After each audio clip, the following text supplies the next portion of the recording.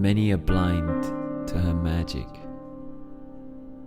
but I, lonely pilgrim, ride in out of the dust clouds. Wrecked from the trek, in the saddle I'm slumped down. It's sundown, and the orange orb at my back casts a silhouette as I purposefully stalk past the domes and past minarets. The monasteries, the spires of the churches, the cathedrals, the casinos, the bonfires, the hearses, the circuses, the businesses, the shrines, the workers, the statues, the avenues, the finite circuits, to arrive further towards the sight which inspires my higher purpose, an altar before which I falter before falling in divine service.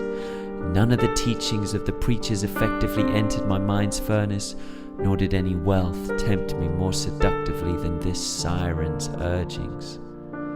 But some ignore her magic. This goddess lightly purring with feline grace and strokable fur which resulted in one of her many names.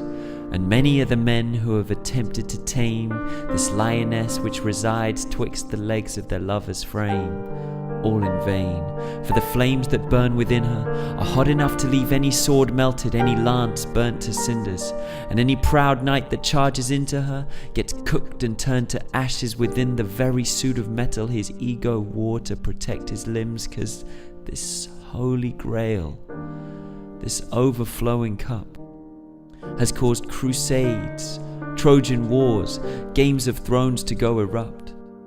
As misguided men saw the overwhelming potency of such a goddess and wanted her so much, they were totally overwhelmed with lust, and they couldn't see it was magic.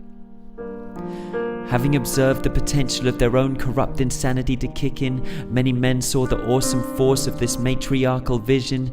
Its power had been wielded unconsciously thus far by women, but men then colluded to create patriarchal religion, a spiritual control system designed for limiting, hunting down, humiliating, killing, and reversing this lustful tide of indiscipline, and use asceticism and threatening eternal damnation in fires of hell again to usurp and curb worship of my goddess, the divine feminine.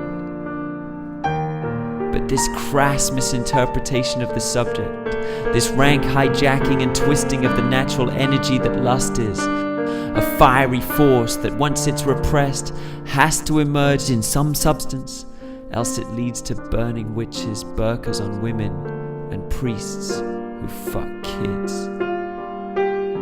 Because it's a powerful magic, and it cannot be suppressed, so this pilgrim doesn't attempt to. Nor does he succumb to the fire on the other end of the spectrum, the buzzing swarm of content on the net which bombards the unwary with videos of barely aware or respectful erections penetrating the inner sanctum of Ishtar with nary a shred of tenderness. These two extremes threaten to encroach on the will of any pilgrim, but if he is able to maintain and be instilled with the vision and navigate between these two perils of Scylla and Charybdis, he will stand before the holy edifice like this pilgrim and bear witness. As with breathless ease I descend to my knees and stare. Finally arrived in the lair, I can kneel in prayer, as two bended knees form the two steeples in the air of the only cathedral of which I'll ever need to be aware. And many insist that it's not magic. Incomprehensible the timeless vortex of truth that this goddess's eye all-seeing views.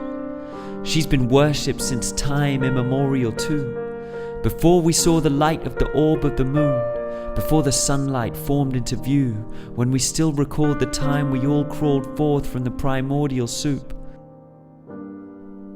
Throughout, she's provided a profound praxis, enshrouding and resounding through a boundless axis. And no matter how lost I get in the stress lines my brow is mapped with, I can drown and reincarnate again and again, navigating north, south, up, down, and backwards. following the wispy cotton candy trails over the oceans of her cloud atlas. But some still can't see that it's magic. And no matter where I've gone in the day, I'm back home in the evening. No matter how many boardrooms I go to for meetings, no matter where I roam, what I'm seeking in the half-light of the dawn draws me towards her aroma that's sweetening. I, lonely pilgrim, nuzzle into the folds of Elysium, breathe in with glistening nose like a golden retriever, then begin to lap in her lap with the hunger awoken with fever, delicately exploring this knowing delirium. This goddess rescues me from my dark chasm. Any temptation I have to succumb to the numbness of sarcasm is remediated immediately with every morsel of charged plasm, as gasps and hand grasps grow into vast spasms. And they still claim that she's not magic, even as the atoms of our fibers become one system. She accepts me as fool and makes me magician. She, high priestess, becomes empress high above us, while I, emperor, become hierophant, and we entwine as lovers, gripping the reins of this chariot, feeling adjustments, turnings. We are absorbed in reflection for a momentous moment, just as hermits, feeling the churning of the wheel of fortune, dust to dust, civilizations to ashes and back again, lust to lust. I am hanged man, forlorn, awaiting the depths of death, le petit mort. She is art, and we detect the devil's breath as the tower we've built is increasingly charged, but is struck down before its height reaches the star. The tower falls, but the star is what we soon become, as one by one we ascend through moon and sun, beyond judgment, into the vastness of the eon. She, woman, I, snake, in the universe, the Garden of Eden. And as we come to the edge of this precipice, in one holy moment I ascend to this reverence for a single macrosecond of tenderness, which stretches and gives me a glimpse of the infinite. For this is the portal, and all mammalian life was sent from it, from this world, which is itself a nurturing, fertile crescent, and imbued with such a gift, such a beautiful, musical, climactic, dramatic pageant. How can anyone look at this temple and say that it's not magic?